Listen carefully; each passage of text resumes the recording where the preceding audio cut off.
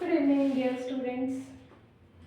आज से हम लोग शुरू कर रहे हैं क्वेश्चन नंबर 182। आप जैसा कि आपको पता है हम ब्लूप्रिंट के अकॉर्डिंग चल रहे हैं अभी English CG English class 10th board के लिए। अब एग्जाम्स आपके बहुत पास आ गए हैं तो एक बार क्विक रिवीजन हो जाए तो हम अब इंडिविजुअल एक एक ग्रामर के टॉपिक को पढ़ने का टाइम हमारे पास नहीं है, लेकिन हम क्वेश्चन के थ्रू रिवीजन कर सकते हैं अच्छे से और इससे आपको काफ़ी हेल्प मिलेगा। और इसमें बीच बीच में जो ऐसी बातें आएंगी ग्रामर की तो मैं आपको बताती चलूँगी। Okay, now start. ये जो ए बी सी मैंने लिखा है, ये ए बी सी क्या है? ईयर 2022 के क्वेश्चंस को मैंने लिया है सेट ए बी सी में, ए के 2 वाले क्वेश्चंस को। ठीक है, और नेक्स्ट वीडियोस में मैं फिर 2023, 24, 25 चार वीडियोस में ये आपके पूरे क्वेश्चंस हम कवर कर लेंगे। ओके, तो अगर इस तरह से हम अगर कवर करें तो जो आते हैं इससे रिलेटेड आते हैं, सेम नहीं आएंगे बट इन्हीं से रिलेटेड आएंगे तो आप इजीली कर लोगे। Let's start. Mister Robinson is dash European. ये फिल इन द ब्लैंक्स आता है जिसमें आपको ये ऑप्शंस दिए हुए हैं, आपको जो सुटेबल ऑप्शन लगता है वो भरना है। Okay, mister Robinson is dash European. Mister Robinson, ऐसे क्वेश्चंस के लिए हम क्या करते हैं जब आर्टिकल है तो यहाँ पे यूरोपियन देखेंगे। ई क्या है? ई है वॉवेल साउंड है या कॉन्सोनेंट? यूरोपियन, इसको हिंदी में लिख लेते हैं, ये बहुत हेल्प करता है ऐसे हिंदी में लिखना। यूरोपियन, य आ रहा है ना, य एक कॉन्सोनेंट साउंड होता है। अ आ ई ई में री को छोड़कर जितने भी हैं अ आ ई ई में वो वॉवेल साउंड आते हैं। अगर आप ऐसे हिंदी में लिख लोगे तो काफ़ी कॉन्सेप्ट क्लियर हो जाएगा, और उनके अलावा सभी कॉन्सोनेंट साउंड है।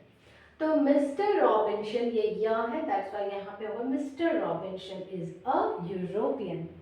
ये क्वेश्चंस देते ही इसलिए कंफ्यूज करने के लिए, ई देख करके आप एन लगा दोगे, बट आपको एन नहीं लगाना है। आपको क्या करना है? आपको प्रोनाउंसिएशन इसका देखना है और थोड़ा सा लिख लेना साइड में कि आ क्या रहा है साउंड। ओके, आगे बढ़ते हैं। I have lived in this city dash 10 years।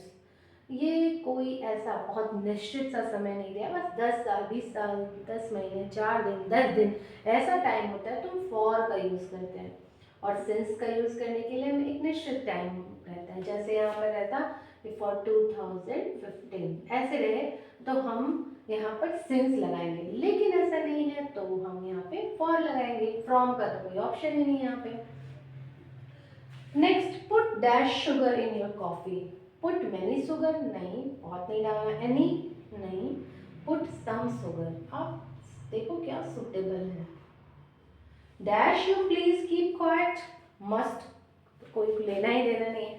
मे और उड का हम यूज करते हैं क्वेश्चन बनाने के लिए। मे ज्यादातर परमिशन के लिए है, पोलाइट रिक्वेस्ट के लिए हम क्या करते हैं? Would you please keep quite.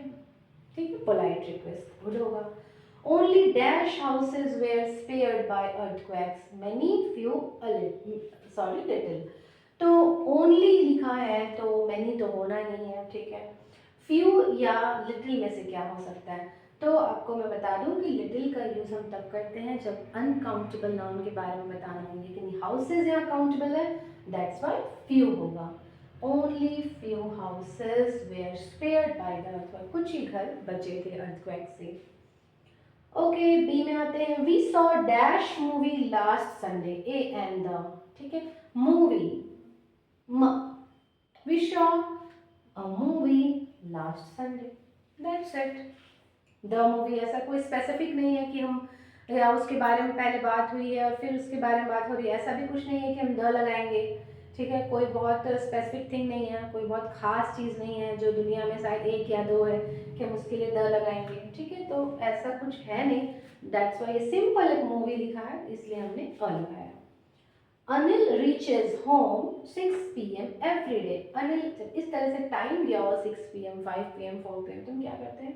Eight, ठीक है। ऑन का अलग यूज है, इन का अलग।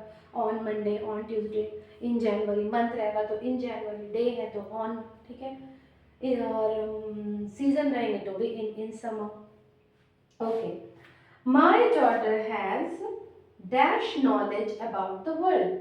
अब नॉलेज, नॉलेज क्या है? Knowledge uncountable noun, uncountable noun के साथ होता है अ लिटिल यूज करना हो, क्योंकि लिटिल, अ लिटिल जो ऑप्शंस दिए हुए हैं वो काउंटेबल के साथ यूज होता है, बट यहाँ नॉलेज क्या है? अनकाउंटेबल है, दैट्स वाई हम यहाँ पे अ लिटिल करेंगे।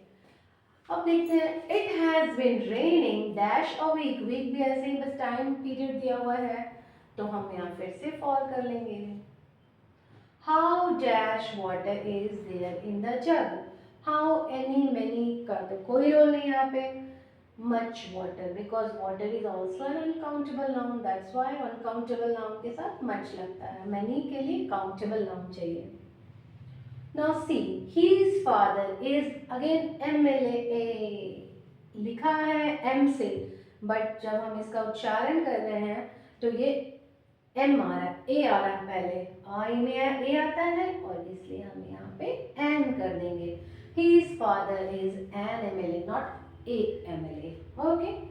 The dog ran dash across the the road. The dog ran dash the road. Across होगा, under होगा, in होगा। Under तो अंदर होता है नीचे से, no. In भी नहीं होना, across the road। अब कुत्ता जो है वो रोड के पार चला गया, क्रॉस करते। Okay. My father has lived in the house dash 30 years. My father has lived in the house, फिर 30 years आ गया, कोई निश्चित टाइम फ्रेम नहीं है, फॉर 30 years। निश्चित टाइम फ्रेम का मतलब है कि वो ईयर होना चाहिए, ठीक है, स्पेसिफिक ईयर बताए।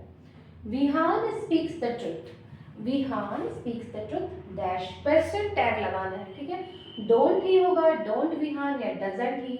अब देखिए क्वेश्चन टैग में ऐसा होता था कि हम ऑक्सिलरी वर्ब जिसको हेल्पिंग वर्ब बोलते हैं उसको बाहर करते हैं, बट जहाँ पे ऑक्सिलरी वर्ब या हेल्पिंग वर्ब ना हो, डायरेक्ट V1 या V5 हो, वैसे जगहों पे हमें डू या डज का यूज करना होता है। तो विहान तो एक बॉय है, तो हम क्या यूज करेंगे? डज का।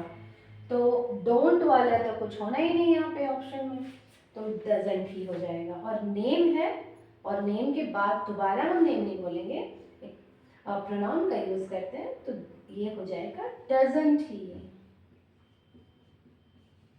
Okay, write this down dash you may forget, ठीक है, ये देखो, और unless, write this down when you may for no, write this down और यू मे, लिख लो या तुम भूल जाओगे, नहीं लिख लो नहीं तो तुम भूल जाओगे, लेस्ट जो है वो नहीं तो के लिए यूज होता है, ठीक है, right this down लेस्ट you may forget. These are the questions of 2022. अब नेक्स्ट वीडियो में मैं 2023 का क्वेश्चन सॉल्व करूंगी, ठीक है। Have a nice day, thank you.